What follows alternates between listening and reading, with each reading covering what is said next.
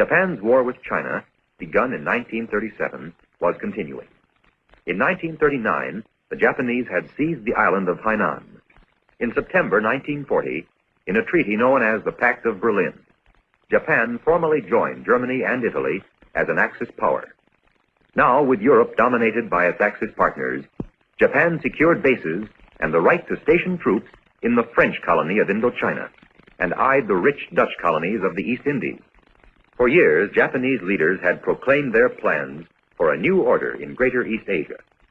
Now the day had dawned when it seemed possible for the so-called Greater East Asia co-prosperity sphere to embrace not only Japan, Manchuria, and China, but also the Philippines, Indochina, Thailand, Burma, and the East Indies.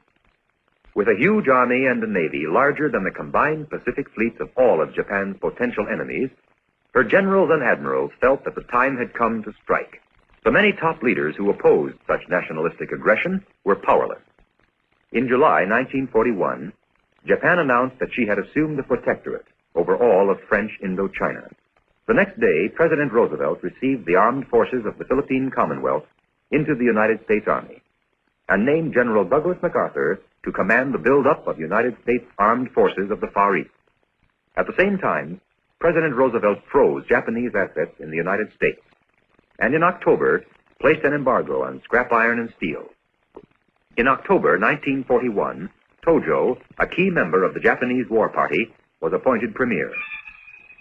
Japanese envoys came to Washington to negotiate with the United States.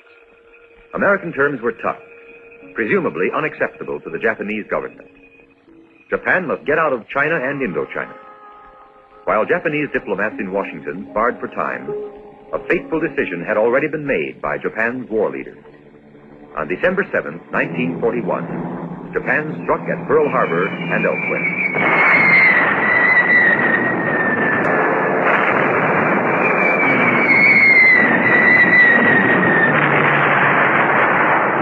The next day, attacked Guam. Last night, Japanese forces attacked the Philippine Islands. Last night, the Japanese attacked Wake Island. And this morning, the Japanese attacked